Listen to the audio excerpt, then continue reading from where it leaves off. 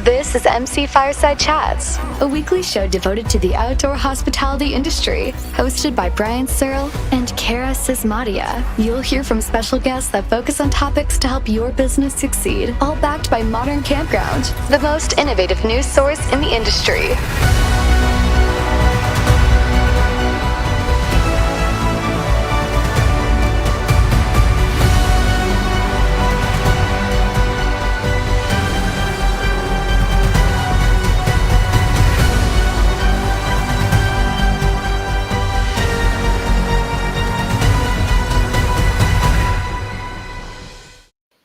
Welcome, everybody, to another episode of MC Fireside Chats. My name is Brian Searl with Insider Perks. We are missing Cara today.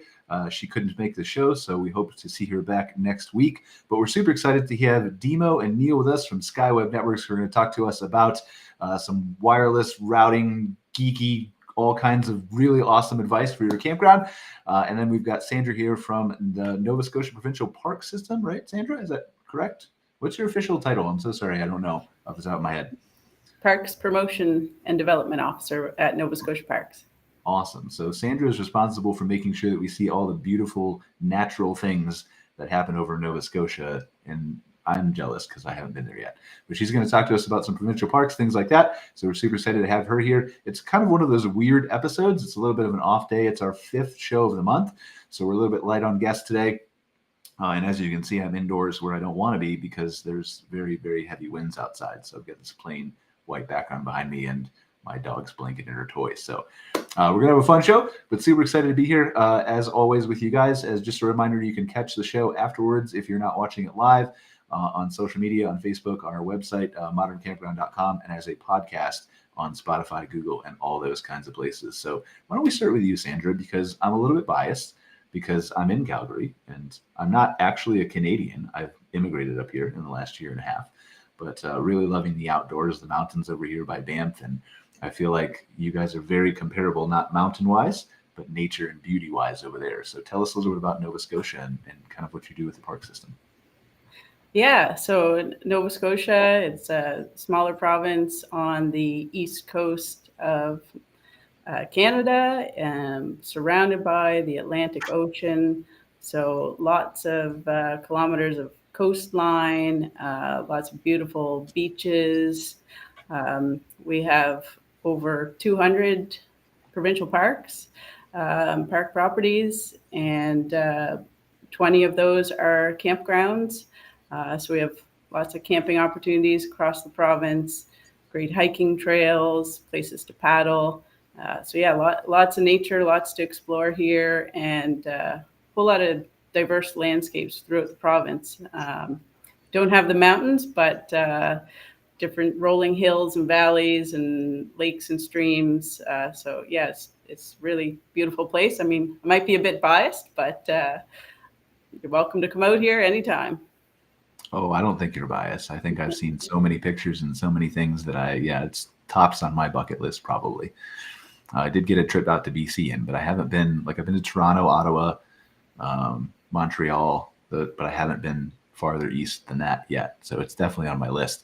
Now, you're responsible for basically the promotion of all the provincial parks, right? Making sure the consumers are aware of them and what they're doing and how much fun they can have attending them. And so you do that equally for all the parks, right? Yes. We try to represent the province, the whole province and all of the parks. So am I allowed to ask you what your favorite ones are, or can you not answer that? No, I can answer that. So a few different ones. For camping, I like to go to Salzman, which is on the eastern shore. It's nice and quiet, beautiful views of the water. It's on a country harbor. So just beautiful spot, out of the way, off the beaten path. So I go car camping there, usually once a year. Then we also have Cape Chignecto, that's along the Bay of Fundy, and it's one of our most remote wilderness parks. So it's got a 52-kilometer coastal hike. So you can camp along the way, or you can stay in cabins. So like a hut-to-hut backcountry camping experience there. So that one provides a different experience than the other provincial parks. So those two for camping. Beaches, I like to go to Martinique along the eastern shore, Queensland on the south shore. And then hiking, we've got Cape Split is kind of one of the most iconic hikes on the mainland of Nova Scotia outside of Cape Breton. So Cape Split, it's in the Annapolis Valley, and just beautiful cliffs. There it is. The reward you get at the end is coming out to that point of that cape of land that sticks out. Yes, listen, I'm just gonna go there right now. Like, can you guys just host a show without me? Like, that's I can't. Yeah. Yeah, so there we made some improvements there at Cape Split the last couple of years. It was always just an out and back trail, and people said it's worth the hike, but the view is really at the end. So over the past couple of years, we built a looped trail there. So on the on the Scott's Bay side of it, there's actually multiple look-offs along the other side where you can see some coves and some new views that you wouldn't have seen before. And so now it's actually a looped trail instead of an out and back, 13 kilometers total round trip. So it's good day out there. And if you time it right, you can have a little picnic out at the meadow at the point there. And it's a really cool spot for migratory birds. I saw a peregrine falcon there once. Nice. So yeah, just a lot of untouched nature out here. Well, and that's what I like. That's my preference, right? Like, that's part of the reason that I actually chose Calgary. I like the hiking and the mountains and nature, and if you can blend that with camping, then, I mean, really, is there a better experience? Perhaps, maybe lying on a beach somewhere, right? But you guys also have beaches over there, don't you? So, I think it's really kind of one of my preferences. Demo, and I forgot the other gentleman's name. Sorry, I'm looking at the tab. Demo Neil. You would think I would have forgot Demo because it was more of a unique name than Neil was. But you guys, before we get into the internet stuff, are you regular campers yourselves? Do you prefer kind of nature, provincial parks, or private parks? Or I'll be honest, I didn't think Canada had such beautiful parks. I love going to Canada, but oh man, you haven't seen anything. Like, Canada is, it's amazing. I mean, the U.S. has its parks, but Canada, I think, and maybe I'm biased because I live here now too, but I feel like our provincial parks and national parks are on another level up here. From what you showed me, yes.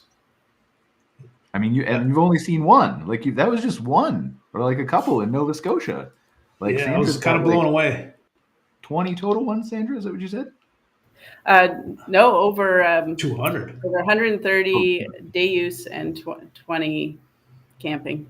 Yeah, that's amazing. A lot. Yeah, I don't know how many there are between, like, I mean, I'm in. If you don't know where Calgary is, well, I'm not gonna pull up a map now. But between Calgary and, like, literally the ocean of BC is all mountains, rivers, provincial parks, national parks, like, endless, all the way up north and down. It's crazy. I could spend probably 17 lifetimes here and not see it all. So it's beautiful there. Yeah, and to be clear, like, the U.S. has, a lot of beautiful parks, but I feel like I don't know if it's more condensed here and all in just kind of one area versus spread out. But anyway, so Sandra, tell us, like, what's your kind of process here as you look to promote these parks? How do you decide what gets improved year to year? How do you decide what to focus on one year over the next as far as budget goes and things like that? Because obviously it's finite. You don't have unlimited money, right? Yeah. Well, we sometimes we collaborate with partners like Tourism Nova Scotia, where they may come to us with wanting to invest in some of the iconic sites like Cape Split there. That was a partnership with Tourism Nova Scotia. We look at the values of the parks, and if it's for high value for tourists. Another example of that would be Lawrencetown Beach. So that's just outside of Halifax on the eastern shore, very popular surf destination. So we know surfing is getting more and more popular here. So we're investing in the infrastructure there to improve the overall experience that you have at the beach. So putting in new amenities for cyclists and surfers and anyone wanting to enjoy that beach. So yeah, we have a large system of parks and lots of requests for projects.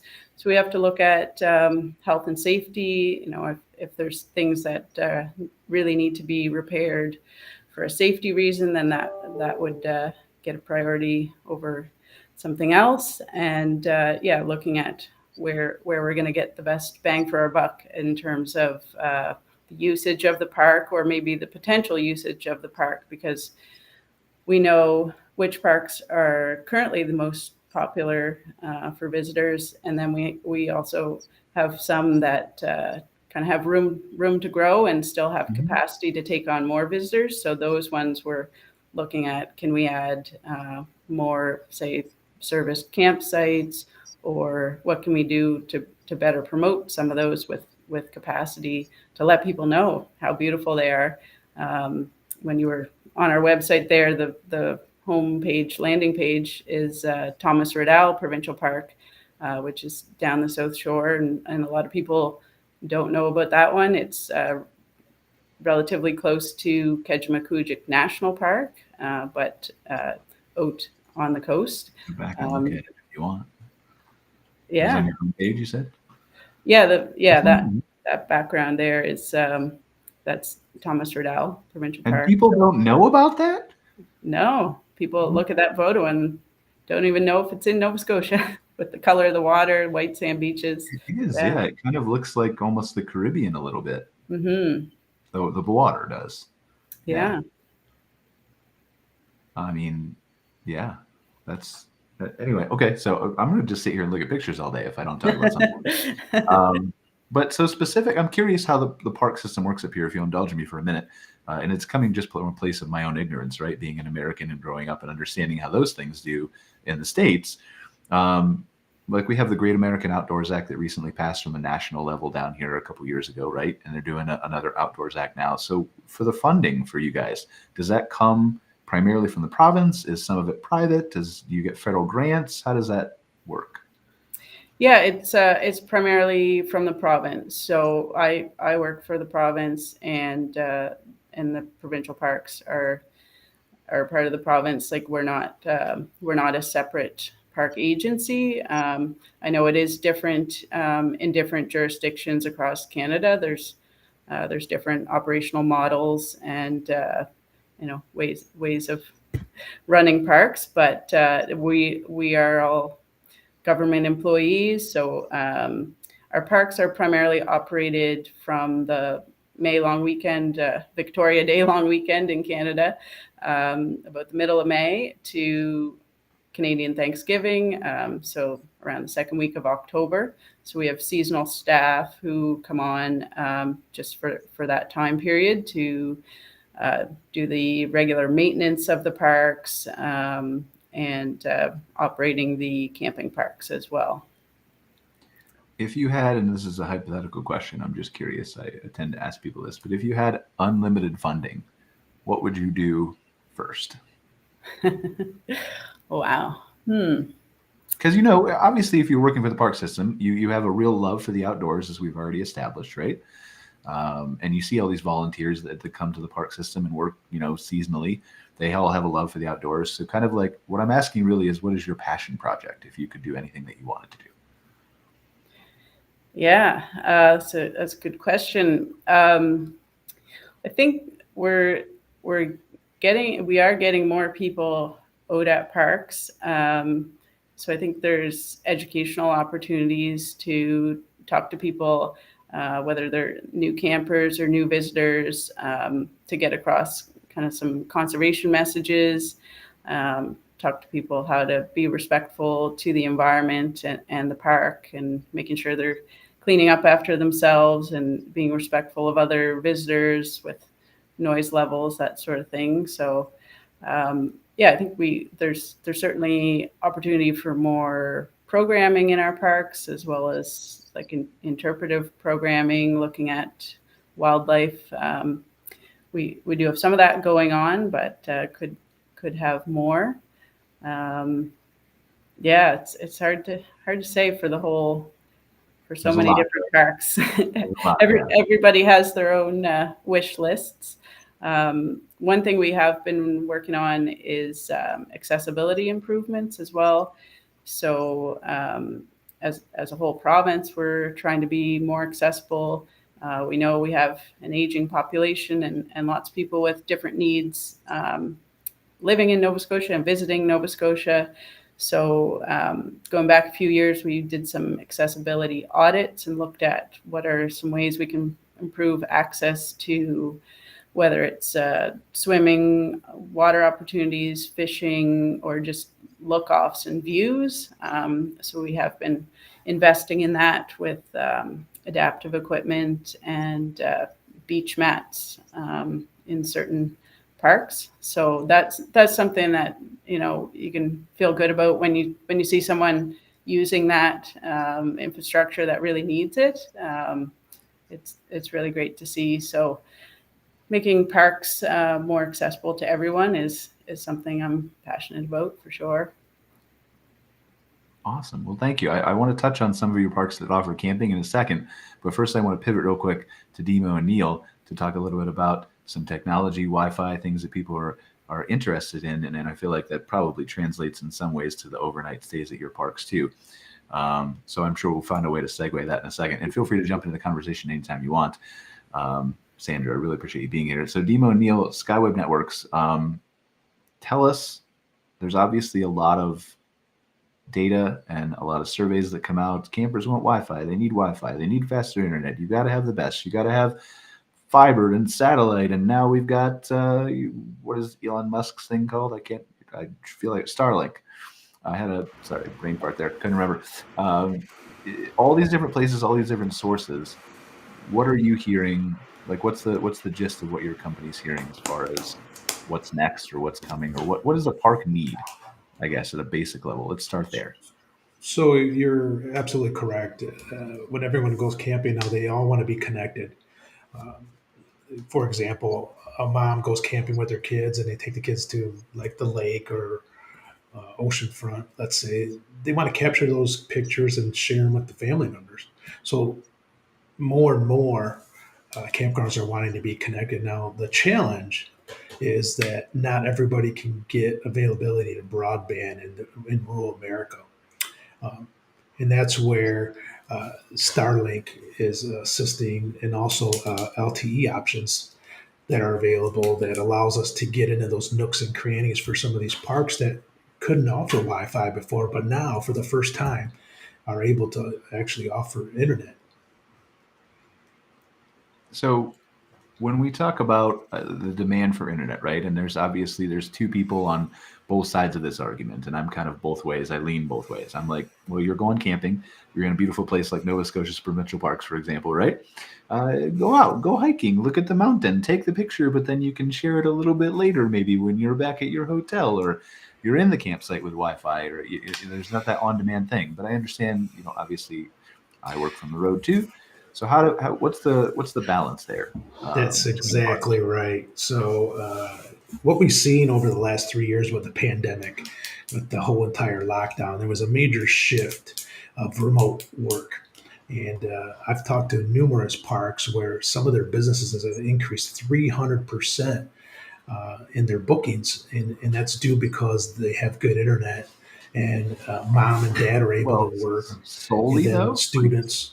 I'm sorry. I just want to pause you for a second, because Sure. I don't think that's solely, like, yes, a lot of people are up 300%, and it is due to it's a difference maker, right? Having Yes. internet that you can actually use versus drops out every time, or you can't stream on, or things like that. But I don't know if we want to say it's solely responsible to just the internet. Is it? I mean, if you have data, correct me if I'm wrong. Let me talk. So that park that Neil's referencing, they were semi-shut down. So they did see a considerable jump, but we regularly get calls. Like, for instance, we got a call from an Ohio park, and he truly was being honest. He said, I'm up 30%. And his accountant said they didn't know where to apply it to. So the park owner called us, and he said, he was actually asking a genuine question. I just want to know, where does this to? So what happens after we got that call, it was 2 years ago, something like that, is we really evaluated that. And so what happens is, if people can work at the campgrounds, especially with, like Neil said, COVID, they have to work. And if you look at the national statistic, 79% of the parks in the U.S. either have internet and it doesn't work, or don't have it at all. And they have given up. I'm sorry, where are you pulling the stat from, just so we can cite it for our audience? It was in Woodall's magazine.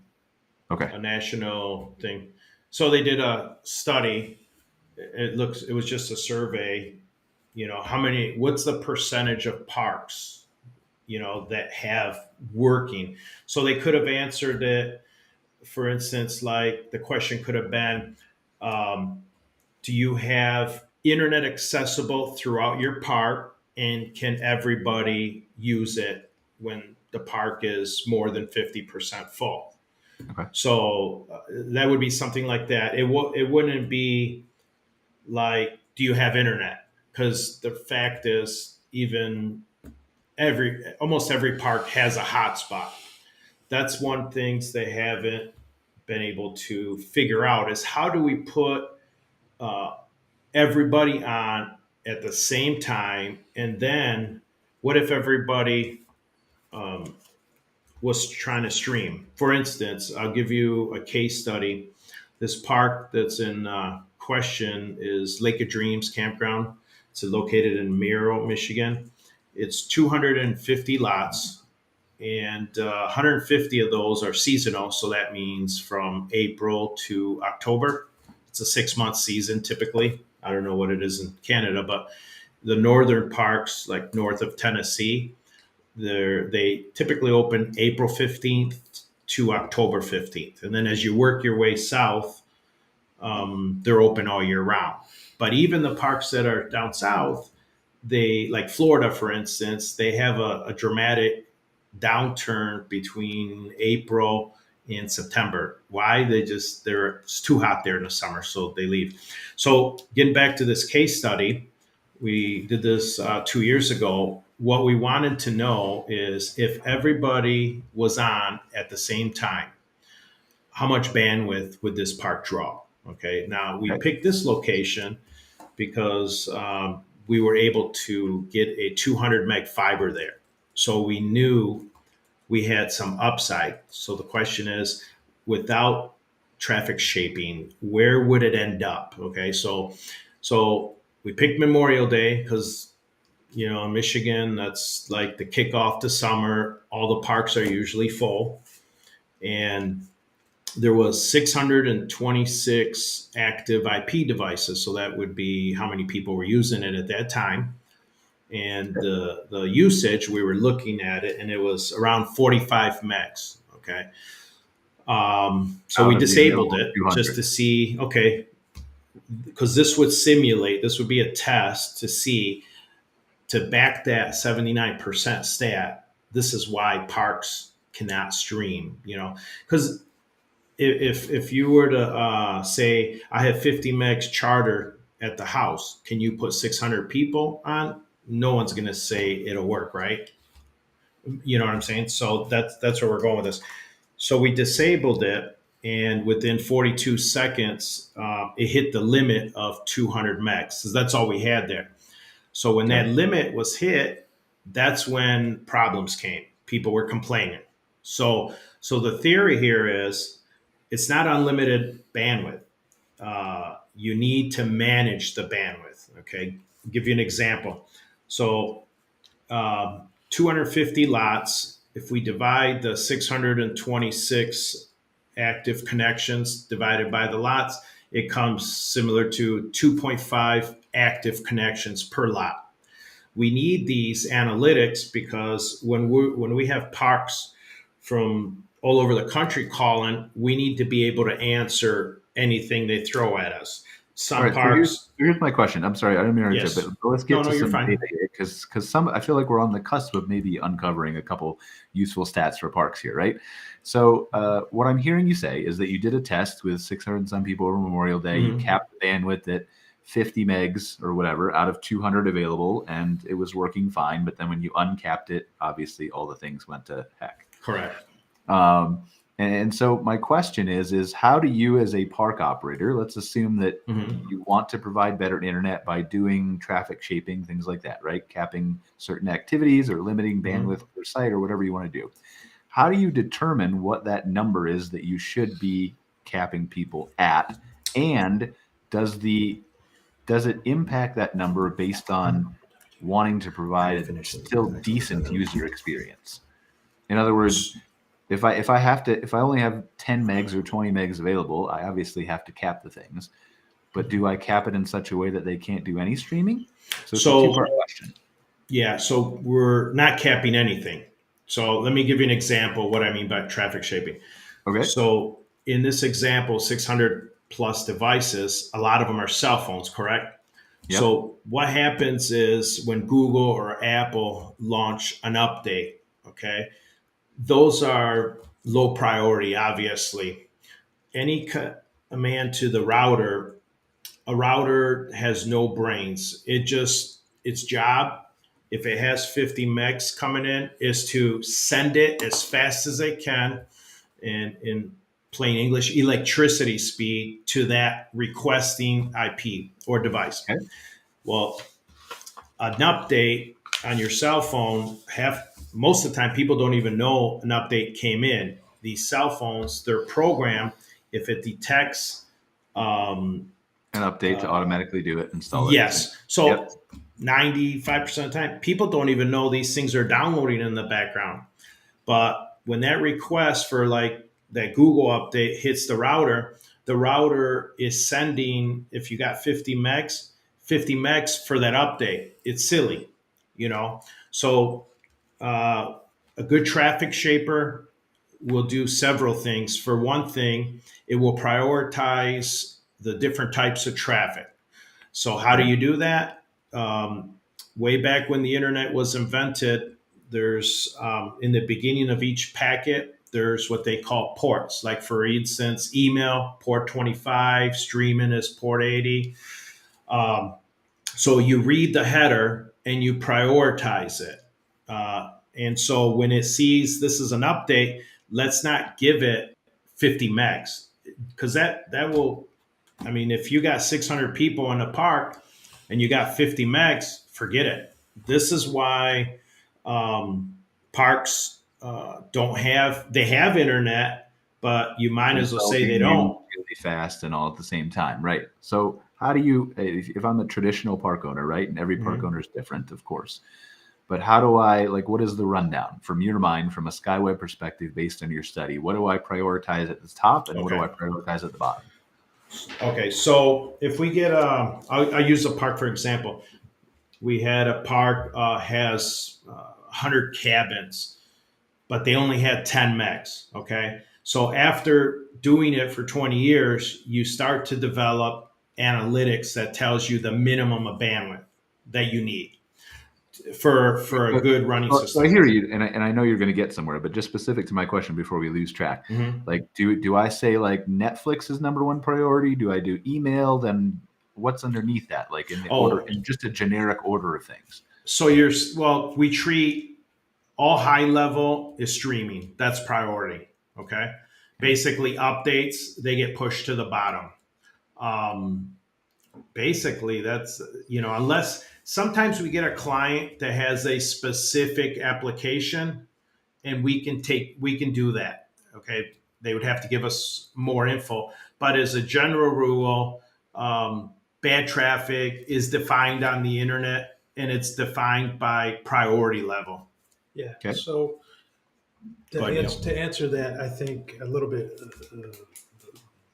in layman's terms is what we're referring to as good traffic is active browsing traffic, video streaming, Facebook, social media.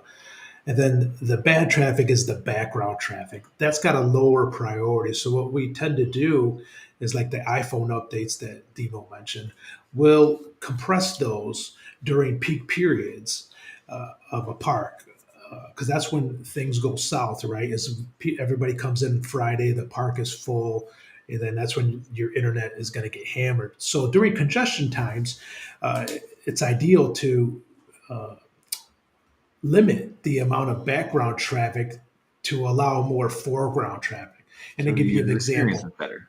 Because what they're yeah, doing right I now on mean, the internet or Netflix, they can see, but they can't see the background iPhone update because they might bingo, update and it just might be in the bingo. background. You I'm got following it, you. right? I'm a Because geek too, people, but I'm yeah, trying to dumb it down in a way like so the people who aren't weird geeks like us can right. understand it, right? Yeah. Yeah, like people aren't going to complain that their iPhone update took 5 hours, right? But what they are going to complain about is I can't watch Netflix.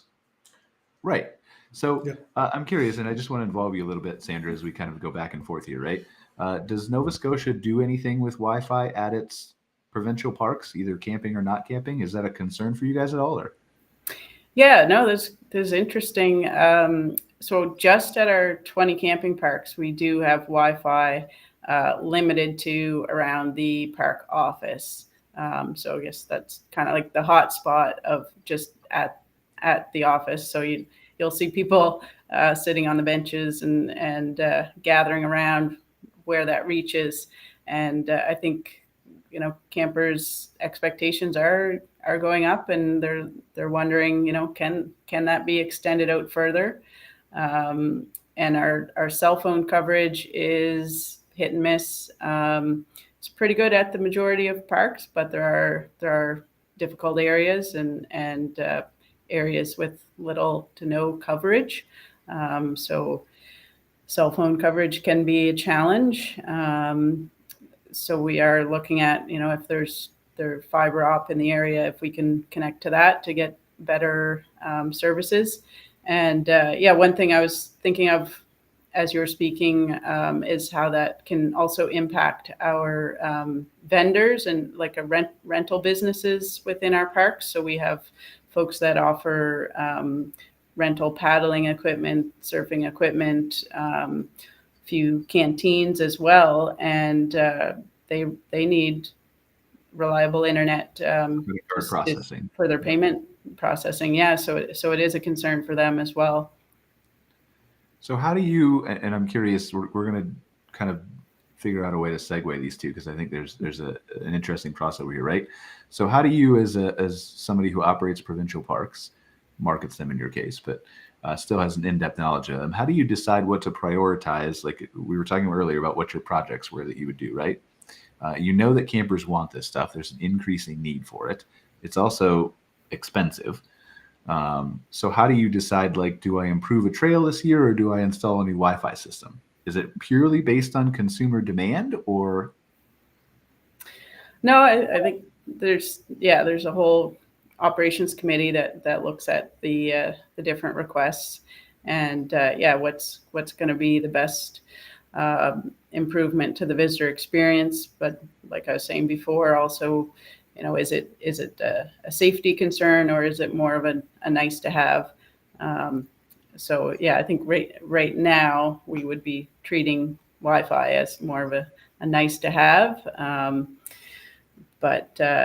think some people might be disappointed on the range of the current Wi-Fi at our parks.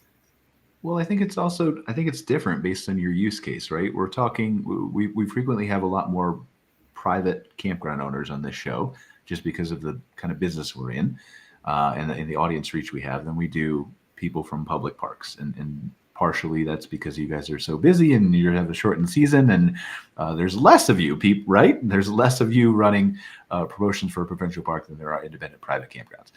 But I think there's a different consumer mindset when you go to each too. So if you're at a private campground, you're probably, for the most part, unless you're at a larger resort, you're staying there to go somewhere else, to see a provincial park or to see a hiking trail or a mountain or to go to a museum or an amusement park or things like that. And so when you're at the campground, I think there's more of an emphasis then on I need connectivity. It has to be fast. It has to be prioritized. I'm going to do my streaming. I'm going to do my internet browsing. And then when I'm at the activity outside of the campground, I don't necessarily need the internet. And so with provincial parks, when you're there, and this is just me, correct me if I'm wrong, right? This is just my assumption. When you're at a provincial park, I'm there to see. That's my activity. That's my, yes, I'm camping there, but I'm there to look at the views and do the hiking and hike and go along the beaches and see the beautiful water at the park. I already forgot the name of it. I'm going to Google after the show. So I think there's less of a demand then for that Wi-Fi. It's a nice to have, like you're saying, but I think if it's not there, people are still going to be happy with the experience because of what's in front of their eyes. Is that fair? Yes. And we also, like, our average length of stay is just around 2 nights. So a lot of the local Nova Scotians, they would just be coming for a weekend visit, or if you're a tourist, maybe you're, moving along, staying at different parks, different nights. So we don't offer seasonal camping at our provincial parks, and the maximum stay would be 14 nights, but you'd be lucky to get 14 nights in a row at some of the parks. Yeah, they're booked up crazy fast. Are you guys having as good of a season this year as you did last year? I'm curious. Yeah. Yes. So yeah, I don't have the latest occupancy stats, but just based on our opening of reservations, which we do that in the beginning of April for the season. So our opening period in April for the reservation launch was similar to last year. You can continue to make a reservation anytime throughout the season. So that could be through our, online, through the call center, or when you arrive at the park. So we have relaxed a lot of our COVID restrictions this year. And so that means you can, show up to a park without a booking and book on site. But yeah, it looks good. We saw a similar number of reservations made and some longer stays. So our overall number of camper nights, overnight stays is around the same. And 2021 was actually a record-breaking year for Nova Scotia parks. So we're really pleased with that. That's awesome. More people that can get out there and enjoy that stuff, the better, I think. It's hard to find like an unhappy person who's outside hiking, right? Like, yeah. It's usually the unhappy people who stay inside. Like I am today. I'm unhappy because I can't be outside. But anyway, so Neil, I'm gonna be an antagonist here with your own product, right? Because you do Wi-Fi, and we obviously we know Wi-Fi is important. We see the endless studies from KOA and the sessions that happen at individual, at conferences, both on a national and state level. You need Wi-Fi. Your guests are demanding Wi-Fi. We've heard it for years and years and years and years and years. As a private park owner, or honestly as a provincial park too, there are things that I need to prioritize. Like we talked to Sandra, right? It's the trail versus Wi-Fi. If I'm looking at a park owner from a park owner perspective, how do I decide that Wi-Fi is my number one? Because it's not always, even though you guys might want it to be. How do I decide where to spend that finite number of funds that I have? That's a good question. What makes Wi-Fi the top priority for the year or the next project that I need to work on? So each property is unique in its form, but more so it's their financial situation. A lot of properties are looking to increase bookings, and per the KOA studies, and this is the stats a couple years ago when I was out in Napa, it was like 45%, up to 45%. If you didn't have internet, they were going to the next park. So a lot of the smaller campgrounds are losing bookings because they're going to the next bigger conglomerate campground.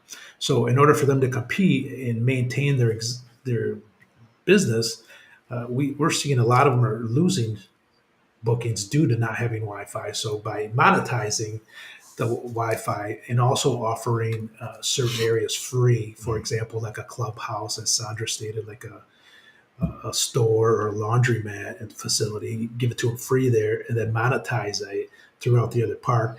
It's helping generate revenue for the property and increasing their viability, if you will.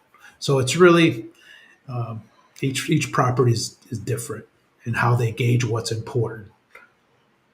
We try to set up a system, Brian, where the park can pay for the system, like pretty much from day one. So if they were, for instance, if they were to lease it, get it financed, we try to set them up with the technology where it'll pay for itself. And now their users, like KOA had a study 2 years ago, and they actually put internet as one of the 4 utilities, 3 or 4 utilities. That was in the KOA. Yeah, that's what I mean. Like they've done that, and I don't mean to cut you off again. I'm sorry. No, you're fine. I want to focus on the data, right? Because I think it's important to try to unpack some of this stuff. Because you're right. Like KOA did put that out, and we've all heard it. Like from us who attend industry conferences, or I regularly did before COVID, and then everything, whatever. And then I moved to Canada, and they're far away from me now. But for those of us who regularly attended, we've been had Wi-Fi beat into us, right? For 6, 8, 9 years. You need this. You have to have this. But yet some of these parks are continuing to survive and arguably thrive because of it. And no one's saying that you should ignore it. Like I want the fastest speeds possible in my house and when I travel because I'm a geek and I like to do all this stuff. And there is a demand for streaming. But at what point do you say, I've got $50,000 to spend this year? It's between improving my sewer system, doing better landscaping around the park, or enhancing my Wi-Fi. That would probably come with, what does the park owner wish? He's going to have to make those priorities, Right. So if he's got to... I'm sorry, I don't mean to cut you off. We're just lagged. Is there a point, or is there a study or a data set or ways that they can gather this information to say, like, my customers are at a point where a significant majority of them are complaining about my speed, and if I flip this switch, then it's going to make an instant noticeable improvement? So that would be, the park owner is going to have to run some survey, some question. I don't have that data, so I can't answer that. For instance, let's say the park owner, there's a complaint on the sewer and they would really want a full hookup. So obviously the tenants, the park people that are staying in there, they would like that. So every park is unique. Those priorities vary dramatically from park to park. How we get those is by having kind of like a consultation with the park owner, and they're pretty good about letting us know like what their priorities are. The consumer kind of drives that conversation. A lot of times they'll go to the owners and they're saying, hey, the internet's terrible here, we need more. If they get one complaint, big deal out of 1,000, right? But if they get a couple hundred complaints in a month, all right, we better fix it. And that's kind of what we're hearing in the industry. They come to us and, hey, I need to fix my internet. I'm hearing it's terrible. Like Sandra, she might have some needs that they're going to her, right? I mean, am I wrong? Like something that people in your parks are asking for. So the source of that is the management at the park or the ownership, Yeah, it all flows through them. It's a conduit. And when they call us, Brian, they already have this queued up. They tell us, I have a problem with support. I have no bandwidth. So they're already outlining what their issues is at that, because they want to hit those problem areas immediately. So they want to see how can we help with those problem areas? Do you have any data surrounding, and I think you're right, by the way, surveys, feedback, customer, looking at your reviews, things like that is the easy low-hanging fruit to determine what people are complaining about and what they're unhappy with. Do you have any data? You talked briefly about charging people in some areas and not in other areas. I know I get irritated sometimes when I go to hotels and they want to charge me for faster internet or certain areas. Do you have data that you could share, or any kind of sense of, does that irritate people? So I'll give you an example. So let's say this park calls, they have a problem, but what we see typically is the people that have free internet, it's free for a reason, because it doesn't work when everybody's on stream and whatever. So they don't want to charge for it because they don't want any back. So Right. Once we tell them we can help you monetize it, and then they come up, well, I've been giving it free. So we got to give them the angle how to structure it. And so one of the things we came up with, okay, we'll monetize it if you have a fifth wheel and you're going to watch streaming TV in the evening for entertainment. We'll monetize that. But since you have free, right now, let's limit that to, let's say, the pool area, the picnic area, and give it full speed. So there's no slowdown. Now you have the best of both worlds. So in the Good Sam's book, if it says internet available, yes, free, you're not lying. You have free. You didn't say that it's every part of the park.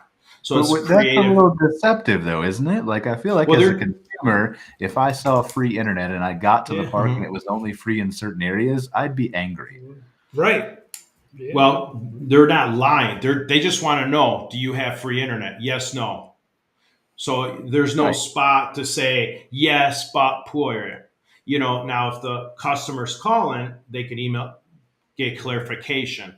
The main thing is they just want to know, is there free internet at the park that I could use? So how every park owner treats it, that's up to them. We don't try to tell them what's... Yeah, but they're usually listening to your recommendations in many cases, right? Because they're coming to you as the experts. So in my mind, like as a consumer, just speaking from a consumer perspective, I've never owned a campground, right? I'm not opposed to paying for faster internet to stream in my trailer, but I would want free internet available to me regardless of where I am in the park if you're advertising free internet. That would make me less angry. Yeah. Well, I mean, if they ask, can you get free internet? You always got to be truthful. We're not misleading. And we do have parks that are a mixture, like some of that's free throughout the park, and then you can upgrade to higher bandwidth packages, 5, 10, 20 megs, if it's available in that area. But every property is unique, and then we can offer recommendations, but sometimes the park owner will say, hey, we want to offer free, and then give them the upgrade option. It's also listed on there that free a designated area. So you are saying that. You're not just saying free, and then when they come, they find out. So it'll say free in these, locations. So you're forthcoming. Well, what do you think is if you were a park owner, what do you think is the best path to do this? Because there are basically three ways I see in my mind is limiting it to the specific areas like you're saying. And I agree with you. If you disclose everything very clearly and you're not trying to be deceptive or hide or surprise when you get here, it's only available here. It's all about expectations. I think you can manage them. But there's that way. There's the free everywhere with a paid speed increase option. And then there's the free everywhere for whatever and raise your and build that into your rates and make it that way. That's a good question. And I'll give you an actual park that we did a 5-year hosted. So this park is called Goddard. It's in Pennsylvania. And initially, when we went into the campgrounds, there was some request. Well, can we give a free but a lower speed, right? And then if they want to pay for it to go to a higher speed, obviously we can do that. We did do that. This is what we found out at Goddard. So we had a tech on site and 11 guests went up there and they said, hey, how come the internet is not working, whatever they said, as good. And it's crazy, but when they log in, it says free internet, DSL speed, higher speeds available for a purchase, right? Believe it or not, the people they just ignore it. So it's like they don't read it. Talking to the owner, they don't read the rules of the campground. They don't read it. Andrew probably knows that. So how do you solve that? Because this park owner, this gentleman, he wasn't getting any complaints. And when I told him this, he said, I don't know if that's true because I don't get any complaints. I said, Dennis, go, our tech's in your park right now. He has 11 names that you need to go talk to. So I said, just put yourself in their shoes. They're getting something free. Are they going to leave you a negative? They might not, because you're not paying for it, right? So why would they go on the offensive and say this is terrible? Now, if they paid for it, that's a different story. There's a little. So the theory here is that dual stage didn't work. So we don't recommend that. No, this is a particular park that the park owner wanted that. But after we educated him on that, he was just blown away that all these people were complaining about the lower speed, and it wasn't getting back to them because it was free. Yeah. We find 60 to 70% so now end user error. Yeah. So what we did as a solution, once we educated him, to say, pick 2 or 3 spots. You can do it in the lobby. You can do it here. Pick as many as you want. Give it full speed, because you don't want to limit the speed on the free, because people don't read the notes, and they, in their mind, they're thinking this internet's no good. So now they go into those areas, do whatever you want. You can stream. That's how you're going to get sales up, because they're like, wow, this works good. I want to buy, So that's a good strategy. We've done over 700 parks, and it works every time. That two-stage speed, it didn't work so good. I would like to hear if anyone's got anything good on that. Well, again, I'm not disputing you. In some ways, I'm playing devil's advocate here, right? No, I'm just being an argumentative person that can get the data out of you, right? I can see how what you're saying actually could drive further revenue for parks. I can see, like, if I'm Sandra, for example, right, and I install a system like that, and I want to do unlimited bandwidth near my cafe or near my vendors, so I can have more people congregate around there and drink coffee and buy bagels all day and whatever else, right? So I think there's ways to monetize that in that situation.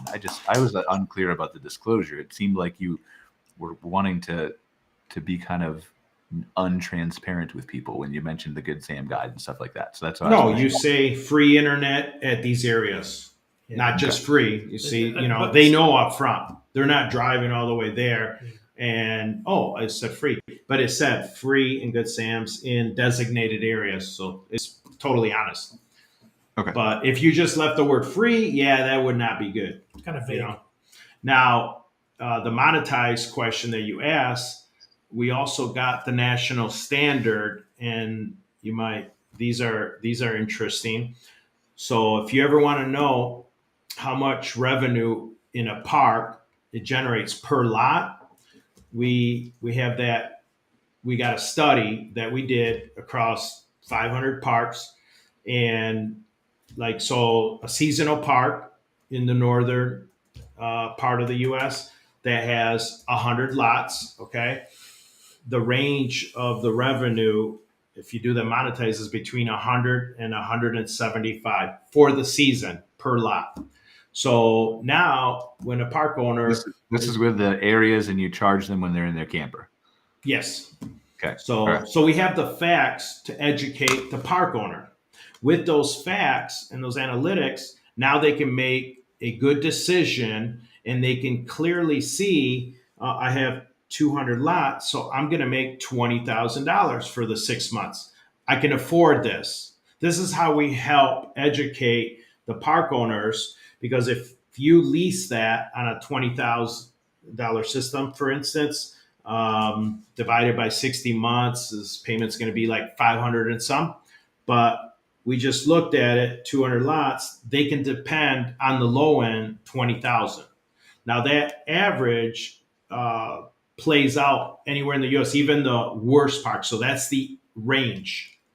So now they can look at that, and they can say, well, if I buy a new system, so this is going back to your previous question, how do they pick, whether they want to put new bathhouses or they need internet? Now they don't have to choose. So you can go with the national. This is what I'm trying to get to. I just had to push you a little bit. Now we've got some good data. Now we've got analytics, right? And Yeah. that's important to me. Like I run a marketing agency too for campgrounds, and that's important to me. I just had a call with a guy this morning.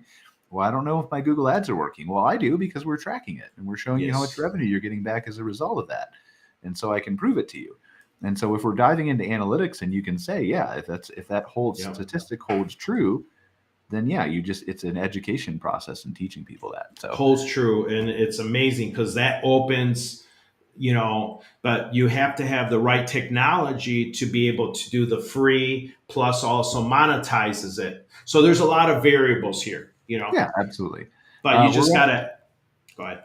Go ahead. No. I'm just saying, finish up your I thoughts. was just please. saying we educate the consumer, and then it becomes a no-brainer question. It's like, wait, I can make 20,000. So how much is that a month? That's like $1,500, more than $1,500. My payment will be $500. Why can't I get this? So it becomes a common sense question. Good Yeah, I mean, I think so too. I think as long as you can show the data, you're right in most cases. Sandra, let's flip back to you a second. I really want to get like live shots of the parks. I want to see all this beauty in person, and I'm gonna have to come out there. I'm curious. One, are you open to doing more of a show focused on Nova Scotia's provincial parks? If I can figure out how to come out there, we can do some live shots from the actual parks, because I want to. Yeah. And I feel Definitely. like I would love to chat with you like for a full hour about nature and the hiking and see some of the beautiful places and stuff like that. And I feel like we're not doing it justice with you sitting in an office and me sitting in an office.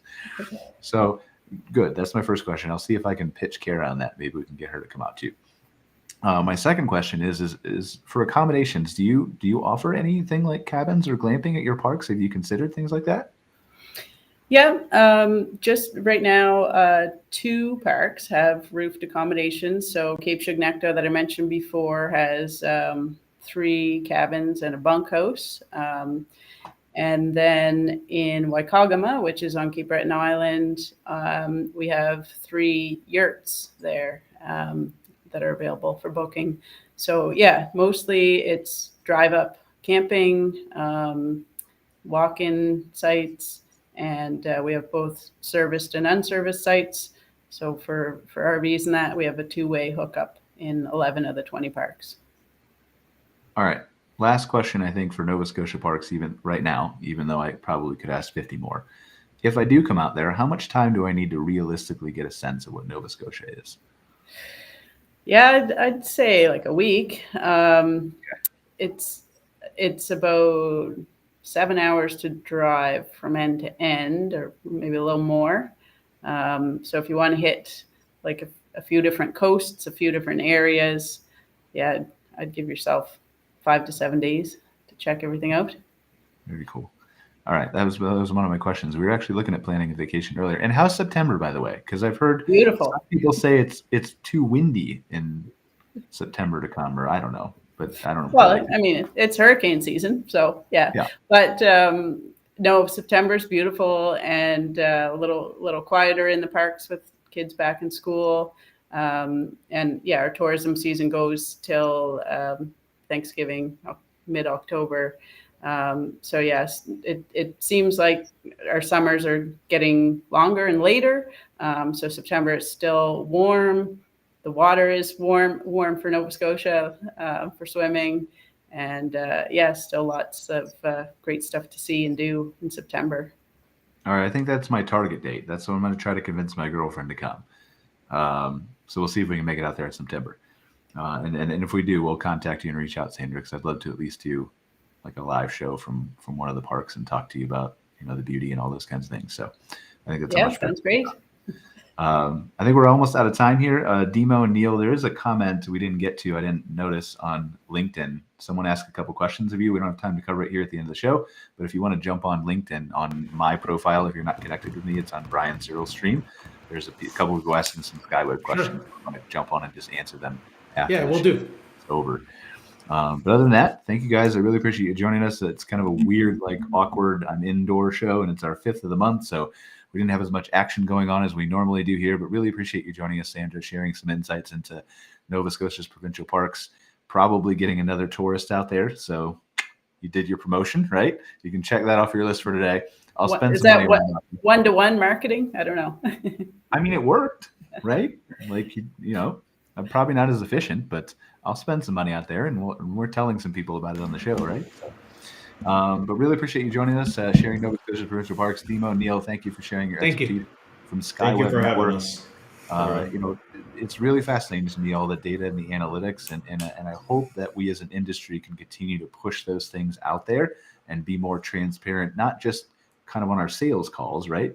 Although that's useful, but to on our educate website in general and education overall, right? Yes. And in many cases, that's going to end up selling SkyWeb networks. But if it sells Wi-Fi in general, if it makes a better camping experience for everybody in the industry, both from a consumer and owner perspective, then we're doing our jobs and we're helping out.